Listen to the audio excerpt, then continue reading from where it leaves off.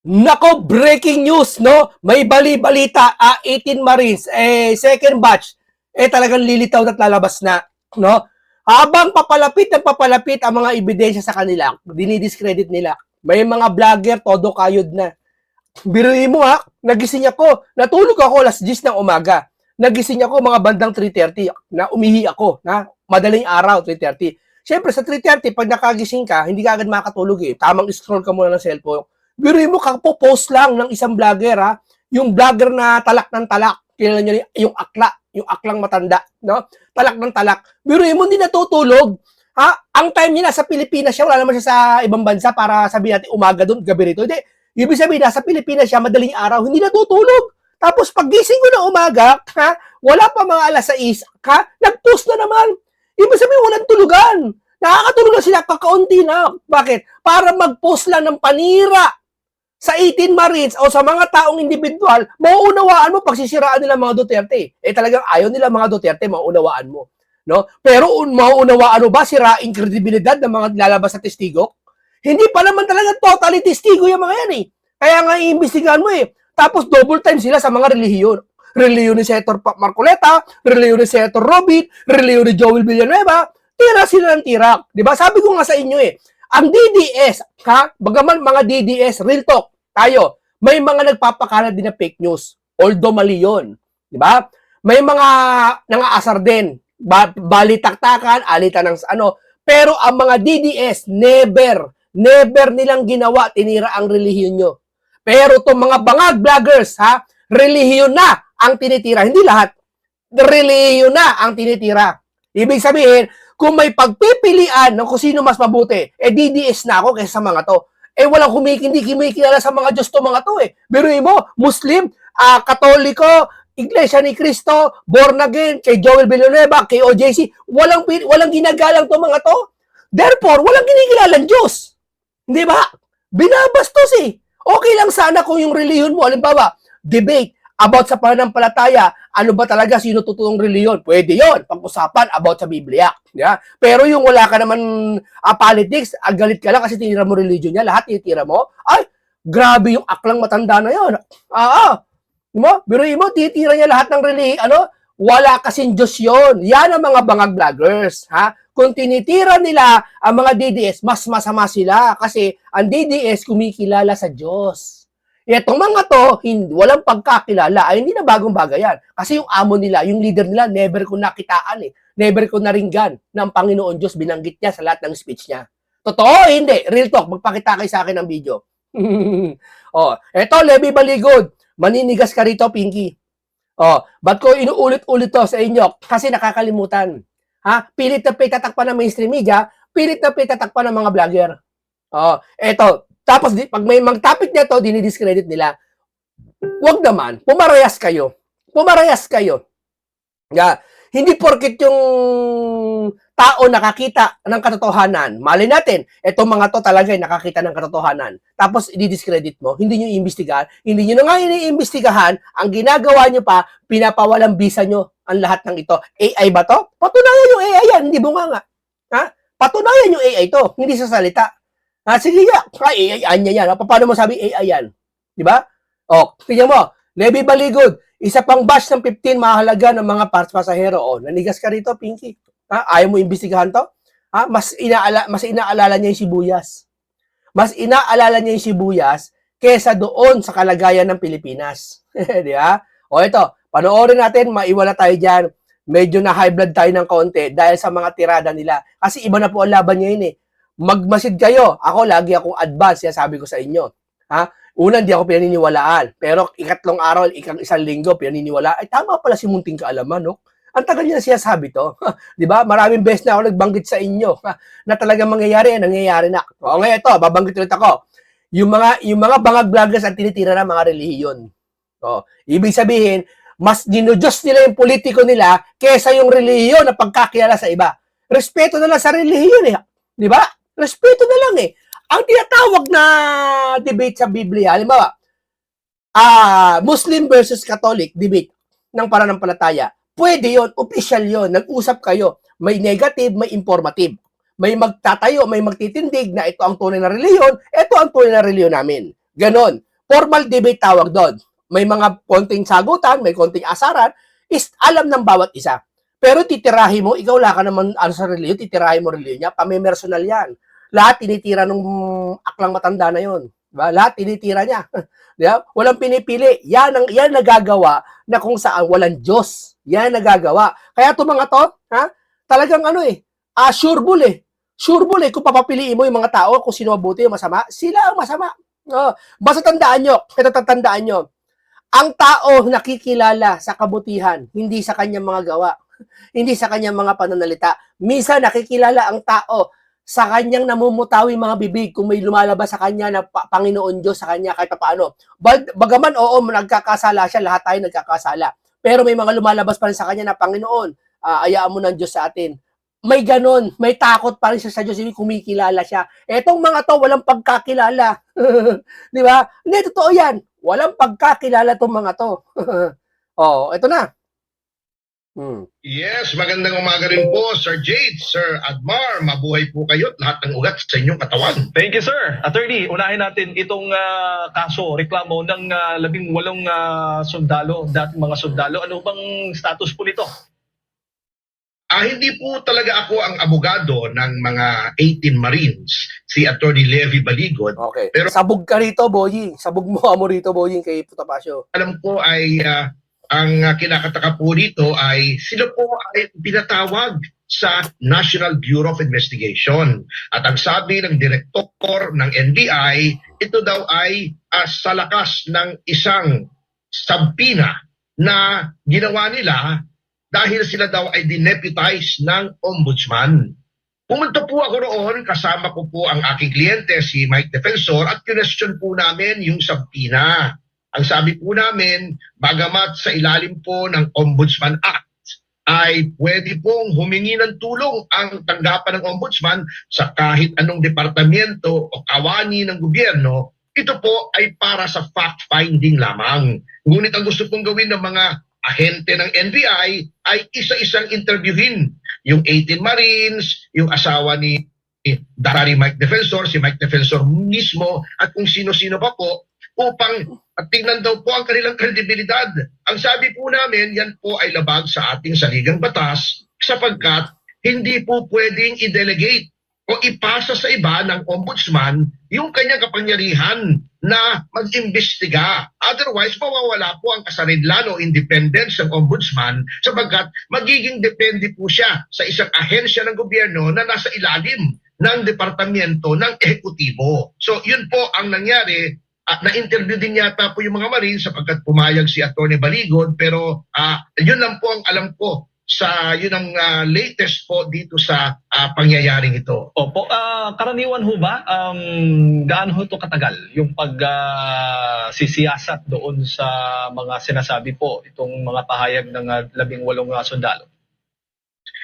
Para sa akin po, unang-una hindi po nga dapat nagsisiyasat ang 18 Marines. Doon sa 18 Marines, ang NBI, ang dapat pong nagsisiyasat yan ay ang ombudsman. At nakakatawa nga po, sabay po noong pagtawag ng NBI sa mga Marines, dahil nga po mayroon daw subpoena, dahil inutusan daw po sila ng ombudsman. Ang bigat, no, nakita nyo? Ang bigat ipatawag yung 18 Marines, no? Nagtataka ka, bakit ganun? Samantalang yung halimbawa, itong balita, nakaratong balita, di ba? Isang pamilya, isang lalaki, isang nanay nagtinda ng tinging gasolina, hinuli. Wala daw permit. Di ba? Okay, sige, walang permit. Wala bag sa batas, walang permit. Pero ang besulihin, no? Lahat kayang imbestigahan. Lahat, basta pag may krimen, imbestiga ka agad. Lalo pag kalabang ka, imbestiga ka agad. Pero ito, ang tagal, no? Hindi matagal. Okay sana kung matagal, payag na tayo kung matagal, At sumuusad, Di ba? Hindi matagal Ayaw imbestigahan. Walang nangyayari, 'di ba? Ikaanya, ba't ayaw imbestigahan? Ba't iimbestigahan yan? Peki yung mga yan. Biruin mo, bunganga niya ng puhunan niya, pati mga vlogger na hindi to totoo to, mga AI daw yung video, AI daw yung photo, sisinungaling daw yung 18 Marines. Bunganga lang puhunan niya, sapat na yun. Sapat na yun. Walang pinagkaiba yan doon. Nagluto ka ng munggo, nagluto ako ng munggo. Hindi pa niya natitikman. Sinabi na ang pangit ng lasa niyan. Tapos naniwala yung mga tao sa kanya. Parang ganun katumbas, di ba? Verba lang, salita lang, di ba? Ganun sila. Hanga pa sila sa sarili nila. Makapangyarihan ang salita namin. O, di ba? Pero mali.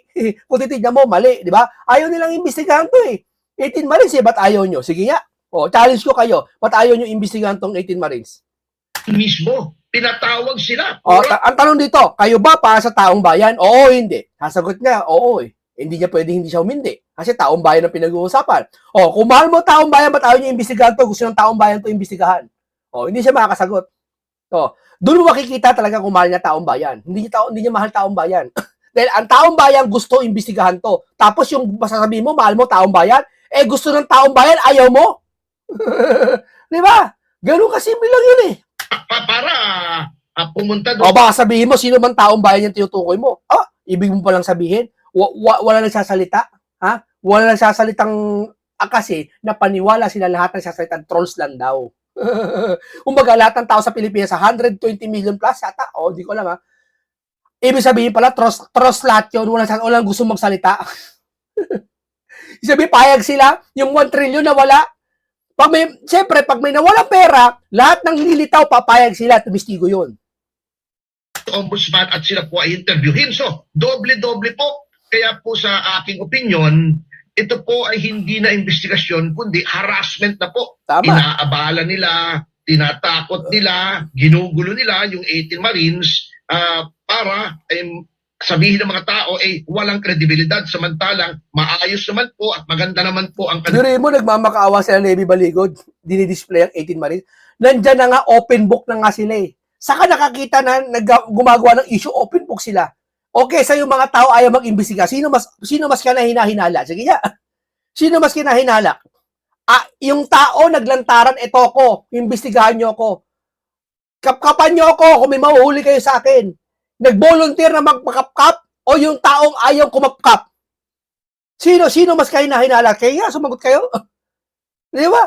Eto mga to eh. O sige, anong ipupukol sa akin ng mga bangag vloggers? Sige nga, kaya nga pag debate, di sila makausad sa akin eh. At hindi sila makasagot. At hindi sila ayaw nila, ay nahamon ko sila, ayaw nilang pumalag. Kasi sasabihin ko sa kanila eh, yung 18 Marines ba? Totoo o hindi? Yun ang sagot ko, yun ang tatanong ko sa kanila eh. Sasabihin niya, hindi niya pwede sabihin, oo, talo siya. Hindi niya pwede sabihin yung 18 Marines, hindi totoo, talo rin siya. Bakit? Sasabihin ko sa kanya susunod eh, bakit? Bakit mo sabing hindi totoo yan? May ebidensya ka? Talo rin siya eh. Alam niyo, wala siya papakita ebidensya eh. Ibig sabihin, buladas lang mga to. Diba? Walang katwiran. Malayo sa katwiran. Di ba? ilang mga pahayag. Yan kasi ang kababasa nyo at kapapanood nyo. Ha? Kapapanood nyo na walang kakwenta-kwenta mga palabas, kababasa nyo na kung ano-ano pinagbabasa nyo sa internet. Di ba? Hindi kasi kayo nagbabasa kung saan yung wisdom nyo nabubuksan. Di ba? Ang affidavit at meron pa pong mga tinatawag na resibo na mga litrato, mga text messages at mga video. So ano pong inaasahan po natin dito sa reklamo ng mga dating sundalo, attorney? Wala po tayong asahan sapagkat alam niyo naman po, Sir Jade, ang ginawa po ng administrasyon na to ay winasak ang lahat ng institusyon. Unang-una po yung ombudsman. Alam naman po natin na nakita naman po natin lahat, nasaksihan natin kung paano ipinilit na gawing ombudsman si Ginoong Boying Remulla sa kabila ng pagkakaroon nito ng patong-patong na mga kaso. Minagic po nila. Gumawa sila ng paraan para kunyari mawala itong mga kasong ito. At wala naman pong imik yung Judicial Sabog ka rito, Boying. Sabog ka rito. and Bar Council o pati ng IBP. At pangalawa, etong Blue Ribbon Committee po natin, nung papalapit na po ng papalapit sa pintuan ng Malacanang, yung investigasyon ng dating pinuno nito, si Senator Dante Marcoleta, ay bigla po siyang pinalitan at inilagay si Senator Lacson, isang tao na kitang-kita naman po ng sambayan ng Pilipino, walang ginawa kundi pagtakpan si Ginoong Martin Romualdez, ang ating Pangulo, at sirain yung mga ebidensya laban kay Romualdez at kay Marcos Jr. Tatanungin ko to si chairman ng Blue Ribbon, tatanungin ko siya. Totoo ba ang 18 Marines o hindi? Sagot. Hindi makakasagot yan. Maniwala ka sa akin. Hindi makakasagot yan. Kung sumagot mo niya, ipa-follow up question ko siya eh. Pag sinabi ko, Pinky, totoo ba ang 18 Marines? Oo, hindi. Sasagot siya sa oo, hindi, maniwala kayo sa akin. Sasagot yan, ay hindi kasi walang credibility kasi yung mga pahayag nila, gandahan nila para mas paniwalaan sila. Mali, Pinky. Pamantayan mo lang yan. Sino ka ba? Ha? Kung ikaw may-ari ng buong mundo, payag kami. Ha? Payag kami na lahat ng salita mo makapangyarihan, totoo na pangyayari. Payag kami. Pero ikaw lang, isang senador sa Pilipinas, ha? Wala ka namang kapangyarihan sa mundo. Ha? Hindi ka naman nakapagpaurong ng Jupiter. Hindi ka naman nakapagpaurong ng mundo. Ha? Wala ka naman. Ang inambag mo lang, senador, sa PMP ka. Sasabihin mo, porkit yung 805 billion, hindi kaya i-deliver ng ganung panahon? Paniniwala, gusto mo nang paniwalaan yung paniwalaan na namin yung paniwala mo? Ha? May paniniwala kami yung 805 billion kayang i-deliver sa hindi mo kayang abot ng iyong kaisipan. Tama, mali? Di ba? May mga bagay na hindi mo kayang isipin na naisip namin. Kung sa'yo yung 805 billion malabo ma-deliver sa lalong madaling panahon, kami, 805 billion, madi-deliver ka agad. Gusto mo, parepak mo sa akin eh. Basta bigyan mo ako sa maleta. Hindi. Joke lang yun. Diba? Ano ibig kong sabihin? Kaya ipak ng tao yan, walang imposible sa lalong madaling panahon. Handaan mo yan. Isipin mo na lang yung mga nasa factory. Ha? Milyon-milyon na ginagawang tsokolate. Ha? Iilan lang sila sa factory. Pero within this month, nare-repack nila, nadidistribute pa sa buong Pilipinas. Ayoko na magbanggit ng pangalan chocolate, pero alam nyo na yun. Yung break. Alam nyo na yun, di ba? Oh, tataka ka, di ba? Kahit isang store may break. Alam nyo na, yung 4 na bar. Ayaw magbanggit ha, pero alam nyo na. Oh, ba't yun nadideliver nila sa Pilipinas? Nationwide pa. Ha? Kahit anong store meron nun. Convenience store pala, meron nun. Oh. Na-spread nila sa lalong madaling panahon. Ang nagre-repack nun, yung mga tao rin. Di ba? Ano pa pong maaasahan natin ang ating mababang kapulungan sa gitna ng krisis? Merong malaking iskandalo nga po, yung 1.3 trillion na flood control scam ay una pang inaatupag. Yung impeachment kay Vice President Sara at pendalo na naman yung ginagawa nilang mga hearings sa kabila rin ito ng hinaharap po nating malaking krisis po sa mga presyo ng mga produktong petrolyo. Tama. Impeachment ang inuna nila kaysa mga petrolyo. Tanungin ko ulit sila. Tanong ko sa inyo lahat. Ano mahalaga? Yung flood control issue na nawala ang pera o yung kay Sara na wala ang pera na sinasabi niyo lustay? Ano importante? Sumagot ka nga? Ano sagot dyan? Gusto mo, ako na sumagot. Ang sagot dyan, parehas mahalaga yan. Kung totoo lahat yan. Kung totoo kay Sara, hindi natin pwedeng palagpasin kay Sara kasi pera din ang kaban ng bayan yon. Ganon din sa flood control. Pero ang masama, ang hindi nyo, mali sa itang inuuna eh. Talaga nakapokus na kayo kay Sara. Dapat kung talagang parehas kayo, pasa kayo sa taong bayan, sabayin yung gagawin yan. Maglalaan kayo ng oras para sa flood control, maglalaan din kayo ng oras para kay Sara. Hindi, kay Sara lang eh. So isa lang ibig sabihin nun, walang katwiran na sabihin nyo na mahal nyo taong bayan. Saan pa po tayo pupunta kung lahat po ay kontrolado nila at ayaw nilang masangkot yung mga pinoprotektahan nila? Opo. Nabanggit po ninyo, impeachment ni Vice President Sara Duterte, attorney. Itong pinapasumpi na nga ng Kamara, itong kanyang SALN. Dyan po sa Ombudsman. At willing naman daw yung Ombudsman magbigay ng SALN na dokumento tungkol nga dito kay Vice President Sara Duterte. Anong masasabi po ninyo? Yan nga po ang kinakataka ko.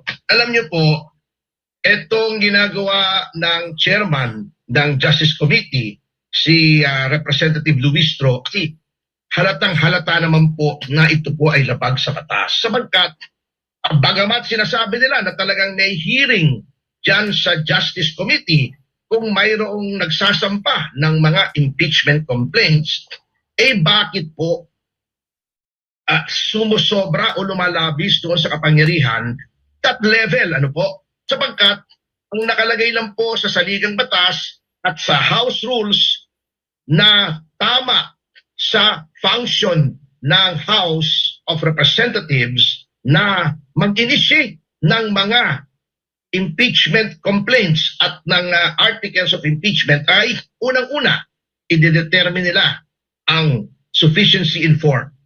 Pagkatapos po noon, they should determine sufficiency in substance. Kung meron po noon, saka magdedetermine ng sufficiency of Grounds. Doon po pinoformulate o inilalatag yung article or articles of impeachment. Kung anong impeachable offense di umano ang ginawa noong impeachable officer. Yun po ay summary in nature. Hindi po yon trial, kundi hearing. May pagkakaiba po ang trial at hearing. Ang hearing po ay mas maigsi, ito ay informal, at ito ay para sa isa lamang issue na yun po ang mahalaga para sa hearing na yon. Halimbawa po, etong hearing dito sa House, i-determine nyo lang ang sufficiency of ground or grounds. Yan po ay madedetermina o pwede na nating malaman kung ano-anong grounds ang dapat ilagay sa articles of impeachment base po doon sa complaint nung naghain ng reklamo, doon po sa answer noong respondent, and then meron pa po yung reply. Kung meron po reply, meron din namang rejoinder. Kung wala, ay syempre wala na po. At meron po yung affidavits, counter affidavits. Doon po lamang sa complaint, makikita nyo na yung ebidensya. So, doon lamang po dapat magbase yung determination ng form, substance, at yung grounds. Kung may clarificatory questions man po o may hearing, iyon ay para tignan lamang kung anong gagawing articles base po doon sa ebidensya. Kung may clarificatory hearing, ang tinatanong po ay yung mga taong binabanggit doon sa complaint, sa answer at mga affidavits at mga dokumento na kalakip noong mga sinasabi kong mga complaint, affidavit, or answer, hindi po dapat lumalabas doon. Otherwise, magiging trial na po yun o talagang paglilitis na. At ang may kapangyarihan lamang pong maglitis ayon sa ating saligang batas ay ang Senado sitting as an impeachment court. Opo. Attorney, bago ko ipasa kay Partner Admar, kayo ho ba ay naniniwalang lulusot, papaboran ng Supreme Court yung petisyong inihain kamakailan patungkol nga doon sa paghiling na mag-issue ng TRO ang Korte Suprema laban dito sa impeachment ni Vice President Sara Duterte, considering na masyadong mapolitika po ang issue ito? At yung kung magkomento sa isang pending case, suffice it to state that in my considered opinion ay yun pong mga yung mga petitioner po noon are well within their right sapagkat nakita na nga po natin kung paano pong inaabuso ng House Committee ang kanilang kapangyarihan. At ginagawa po nila yan sapagkat very politically charged nga po itong House Committee at ang gusto po nila ay hindi lamang magkaroon ng articles of impeachment at i-relay o i-transmit sa Senado, kundi dito pa lamang sa stage na to o level na ito ay sirain na si Vice President Sara Duterte. Hindi na po ito hearing on sufficiency of grounds. Hearing na po ito. Parang full-blown trial na ito. At ang kanilang pong pakay ay isa lamang, ay sirain si Vice President Sara Duterte. Bakit? Sapagkat hindi po sila nakakatiyak na kapag ang articles ay na-transmit sa Senado ay magkakaroon sila ng conviction, hindi lamang dahil sa politika sapagkat napakahina po ng ebidensya. So, Wala talaga, mahina ebidensya. Kaya nga fishing expedition eh. Hahanap ka na ng ebidensya doon sa batas tanong niya. Tatanong mo sa kanya. Yeah. ginagawa na lamang po nila itong demolition job laban kay VP Sara Duterte. Attorney, magandang umaga. Hingi lang po ako ng opinion ninyo sa naging pahayag po ni Congressman Ridon at sinabi niya na mababasura, tingin niya mababasura daw yung petisyon sa Korte Suprema dahil wala daw tinatawag na legal personality yung mga petitioner at hindi rin daw pwede na mag-file as taxpayer dahil kapag taxpayer suits daw kailangan daw ang pinag-uusapan ay disbursement ng public funds sa attorney. Opo, yung si Congressman Rito, malaki ang mukha niyan eh. Anyway, alam nyo ayoko na rin magkomento dyan sapagkat that would go into the merits of a pending case. Yan po ay sub judice na tinatawag. Kasi Attorney Ridon, bilang abogado, ang alam ko abogado si Representative Ridon. Kilala ko po yan personal. at magaling na abogado yan. Kaya lang kalungkot-lungkot, yung kanyang galing ay hindi niya ginagamit sa ewan ko kung anong reason, ngunit alam niya, he knows better as a lawyer to be commenting on a pending petition before the Supreme Court. Not only that, he knows better than to preempt the Supreme Court. Isa pong paglapastangan sa Korte Suprema yung pangungunahan mo. So, ako sa kanya, titigil-tigil na po ako. Opo, yung kaibahan naman nung nagpetisyon kasi parang almost same personality yung nagpetisyon din yung pinakauna na nakakuha ng favorable desisyon sa Korte Suprema at itong petisyon na panibago po, attorney. Anong kaibahan po? Opo, pareho rin po kung ang tinutukoy niyo po ay yung Duterte versus House of Representatives. Una po naghain si Vice President Sara Duterte dyan. At definitely, yun ay may legal personality. Ngunit, may pangalawa pong petisyon na kinonsolidate po dyan na inihain po ni Attorney Israelito Torion at iba pang mga personalidad. At yan po ay kinatigan din ng Supreme Court. Sinabi na ng Supreme Court na mayroong personality as taxpayers. So, ayoko nga pangunahan ng Supreme Court, ngunit ganun din po kasi yung pangangatwiran noong petisyon na bago. So, para sa akin, hayaan na po natin ang kataas-taasang hukuman na magdesisyon dito. Bilang abogado, ayokong bastusin ang Supreme Court katulad ng ginagawa ni Representative Ridon at hayaan ko na lang pong magdesisyon ito. Opo, doon ba sa pagsabi ng Kamara na sufficient in form, substance at grounds at yung naging sagot ng pangalawang Pangulo, sapat na yun para ipausad na lang nila, desisyonan na nila at ibigay na, kung gusto nilang paboran, ibigay na sa Senado para umusad ng gusto itong impeachment at wala ng mini trial na mangyayari? Opo, kasi talaga pong sufficient na yan. Alam niyo po, baka hindi alam ng iba, isa po ako doon sa mga naghain ng impeachment complaint laban sa dating chairman ng COMELEC na si Andres Bautista Jr.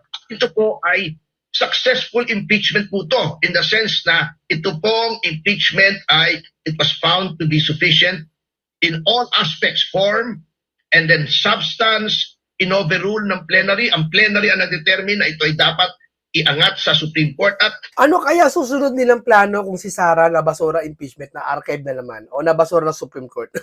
Ano kaya susunod nilang plano kay Sara? No? Alam mo, susunod na plano nila? Ha?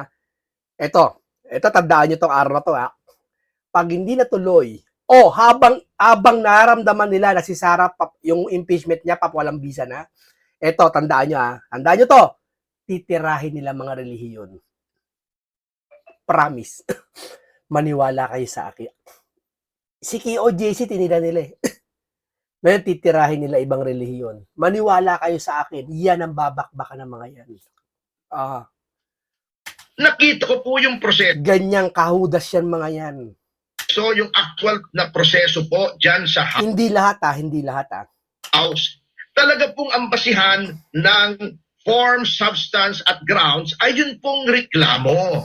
Hindi po pwede yung mini trial, small trial, short trial, kahit anong trial po sapagkat hearing po ang hinihingi dyan. Hearing.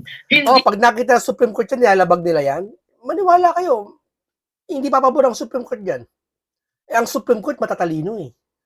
Sabi nila, ewo kay Pepsi, kay School Bukol, minamalit ang Supreme Court. Uy, huwag mo mamalit ang Supreme Court. po Kung minalit mo yan, sino pa pang taong titindig sa atin para maniwala? lugar ng House Committee na humanap ng ebidensya laban doon sa inireklamo in any impeachment proceedings. Yan po ay trabaho ng Senate bilang isang impeachment court.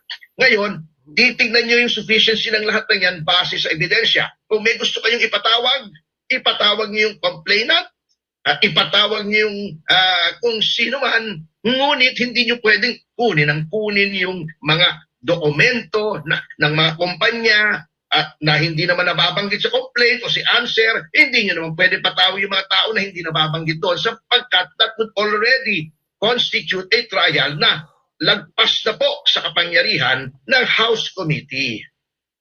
Opo, yung nangyayari ngayon po dyan sa Kamara, naging malinaw po ba yung double standard? Dahil kini-question po, no? Lalo na ng mga Duterte supporters, bakit yung kay Pangulong Marcos Jr. hindi ganito klase ang treatment? Bakit yung kung issue po ng SALE na binilang mula noong alkalde pa hanggang sa naging vice president, hindi in-apply doon naman sa kay speaker na galing sa daang milyong piso, naging bilyong piso, yung mga ganun po na mga usapin po, attorney. Yun nga po ang aming ikinatataka. Alam niyo po, hindi naman po ito game ng pataasan. Ano? Huwag na natin sabihin, ito 125 lang, yung sa kanila ay bilyon ng alegasyon. Tignan lang po natin yung circumstances. Ano po? Dito po sa reklamo laban kay Pangulong Marcos ay nakita po natin na talagang may insertion. Bakit natin nasabing ang laki ng ebidensya na may insertion? Sapagkat nagkaroon ng bilyon-bilyon, daang bilyong pisong nakawan na iniimbestigahan po. Nagkaroon ng ICI dahil doon sa ninakaw na daan-daang bilyon o trilyon, nagkaroon ng Senate investigation, nagkaroon ng House investigation. Hindi pa ba sapat na pruweba yun na ginawa ng Pangulo yung mga ibinibintang sa kanya? Doon pa lamang ito sa insertion. Ano? Yan. Tapos hindi nyo iimbestiga ng 18 Marines? Ano ba naman kayo? Ang lahat ng ebidensya nandyan na eh. Ang lahat ng mga testigo nandyan na eh. Ano pa ba dapat paniwalaan nyo? Hindi man paniwalaan eh. Ano pa ba dapat gawin para imbestigahan nyo? Ituloy lang. Ano pa ba? Di ba? Huwag na nating pasukin yung Kumbaga, sa magnanakaw, andyan na yung holdupper, nahuli na. Ando na yung crime scene, na preserve na. Yung testigo, 5, andyan na. Yung CCTV, nandyan na. Yung mga tao nakakita, nandyan na. Kumpleto na eh. Wala ka nang hahanapin eh. Ayaw mo pa rin imbestigahan yun? May ayaw kang makulong. kidnap kay Pangulong Duterte, yung drug use, etc. Huwag na natin munang tingnan yon at may mga pending pa. Ito lamang sa General Appropriations Act na ngayon ay nakabinbin na rin sa Korte Suprema. Without going into the merits of that petition, kitang-kita na natin na at least yung sinasabi ni Chairman Luistro na probable cause, ayun na yung probable cause mo eh. Nandoon na mismo sa reklamo. Ang problema lamang po, yung aming reklamo na mas maraming ebidensya na pinakita naman po natin sa publiko, nakahon-kahon ang aming ebidensya, libo-libong pahina ng mga dokumento, 20 o 30 USB, hindi po nila tinanggap. Diyan lamang po kitang-kita natin na pinapaboran po ng ating House of Representatives ang Pangulo at tinatarget po nila for political assassination si Vice President Sara Duterte. Opo, at may pahayag pa po na ang Kamara na parang hanggang Mayo magsasagawa ng pagdinig ukol nga po dito sa impeachment. Pero namang nagkukwenta na simula nang mag-umpisa ang impeachment, baka mas malaki pa yung nagastos na ba ng Kamara kaysa doon sa mismong sinisingil sa pangalawang Pangulo, attorney. Ay, yun nga po ang ating sinasabi. Kung ganyan katagal po yan, hindi na po yan hearing. Trial na yan.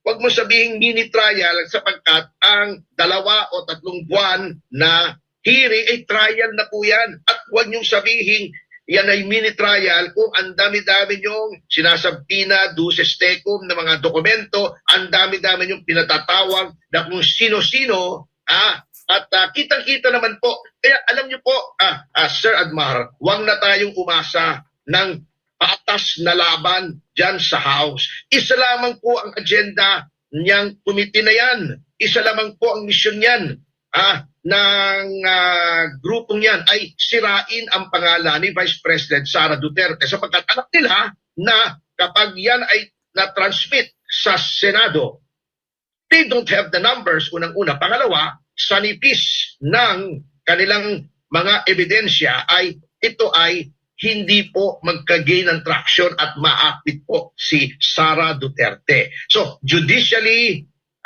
politically, medyo agrabyado po sila sa Senado. Kaya eto na po ang ginagamit nilang pagkakataon para sirain na si Vice President Sara Duterte. Kaya pinatatagal po nila eh. Ako hindi magtataka kung baka Mayo pa, baka lumampas pa sa Mayo yan eh. Sa kanilang pangnanais na sirain talaga si Vice President Sara Duterte.